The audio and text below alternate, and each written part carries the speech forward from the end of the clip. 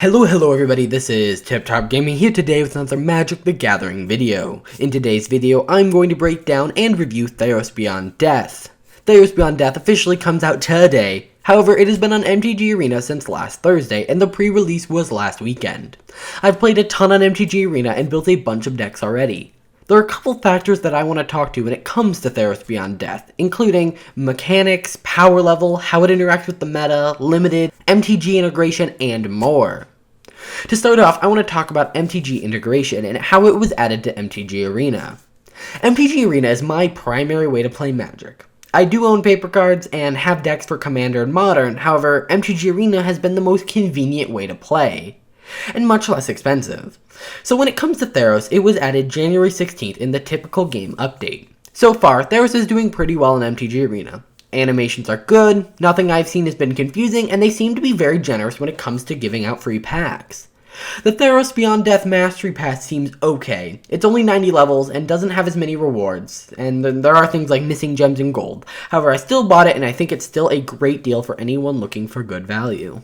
Overall, I think Theros on MTG Arena has been pretty good, in terms of just how it was added, not so much on power level. We'll get to that a little bit later. Next, I want to talk about the mechanics. Devotion so far has been a blast, and I'm excited for its return to see how it impacts the meta in the long term. I will be talking about power level more here in a bit, but from a fun standpoint, Devotion is a real win. Constellation is okay. I've yet to see a real Constellation deck, and as such, the cards don't see play, as decks really need to be built around them. Alrighty, let's move on to the new mechanic. I really have mixed feelings about Escape. When I view a mechanic, my favorite mechanics are those that you don't need to build around, but you can. An example of this is Jumpstart. You don't have to build around Jumpstart. It can just be one card in your deck, but you can. Another example of this would be Explorer from Ixalan. That one you really could build around, or it could just be on a card and it adds a little bit of value. Escape is weird. I think it has the potential to be a one-of in a deck, but I don't see any Escape decks popping up in the meta. The mechanic hurts itself by not letting you do much with it. There are very few cards that care about things escaping unless they're the ones doing it themselves. I think that throwing an escape card in a random deck that doesn't care about its graveyard is pretty smart, but sometimes it can be hard to get 4 to 8 cards in your graveyard. Overall, I'm mixed about Escape. I think I'll end up disliking it, but I really can't tell you whether it's a good mechanic or a bad mechanic until the meta really evolves into what it's going to end up being. Next, I want to talk about power level. Wizards of the Coast recently posted an article saying that they have been ramping up the power level of Standard, and this is the second set to be released with full power, according to them. This is very clear based on the cards and how crazy things are. I think that a power level similar to Guilds of Ravnica is what's best for Standard. By adding cards like Uro, Heliod, and many others, they are clearly trying to get cards to be popular in multiple formats while killing off Standard in the process. There's going to be so many broken decks that I don't know if Magic can truly ever recover. Next, let's talk about how it interacts with the meta. The 3 meta decks that look like they are going to be enhanced greatly by Theros are Simic Flash, Rakdos Sacrifice, and Simic Ramp. The number 1 most expensive card in all of Theros is a 3-cost Simic Mythid. Oh god, Oko again. Overall, the only new deck I see popping up is a mono black Devotion deck. Gary, or Grey Merchant of Asphodel, is the key card for that deck. Last time it was in Standard, it was utterly devastating, and it'll be interesting to see how the upped power level lowers the value of that card. I still think it's going to be a nightmare, but we'll have to see. I think that a lot of the cards within Theros Beyond Death are not broken by themselves, but due to the oppressive set of the game, those cards become busted in combination with others. One of the biggest parts of a set is the limited environment. I have not played a ton of Theros Limited, however from all my sources it appears that Theros is pretty good. There are lots of answers to bombs in the common slots, lots of vanilla creatures that aren't actually vanilla, but because you are unlimited, they basically are. Example of this is like enchantment creatures and constellation creatures. Those cards generally you need to build around them, and since you can't do that in limited, they're generally just generic vanilla creatures that may occasionally draw you a card or give a creature +1/+1 until end of turn, but generally they're just pretty generic. Overall, it seems like a pretty awesome limited environment. I don't know if it's going to reach the epicness that was Throne of Eldraine, but it'll be interesting to see what happens. Alrighty guys, that's been a pretty basic overview of Theros Beyond Death. Before we continue, I just want to take a second to talk about everything I've said already.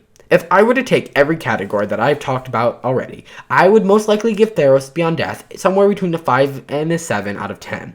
Overall, the set is okay, but it brings up major power problems within Standard, and its only new mechanic is meh. On top of that, the state of Standard does not help the set.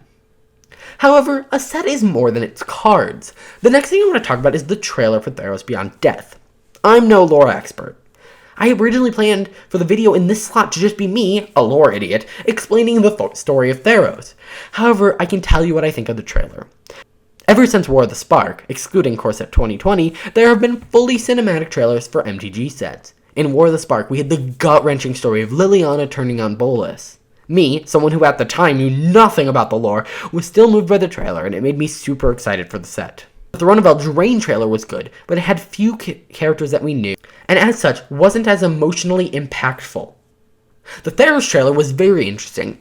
It followed Elspeth in the underworld and her being attacked by Ashiok. The trailer had a lot of good mystery around it, and it looked great. The trailer shows very little of the story, but it actually gets people excited for the return of Elspeth and kind of the announcement of Ashiok. So overall, I would say that the trailer was good, but caused a bit of questioning, although this was probably purposeful. While the trailer was decent, there was something that was absolutely atrocious, and that would be the story. Back in War of the Spark, we got 2 books. In Throne of Eldraine, we got another book. Massive backlash for paywalling the story, and the story wasn't even that good. In Theros Beyond Death, there was simply a 21-paragraph article on Daily MTG.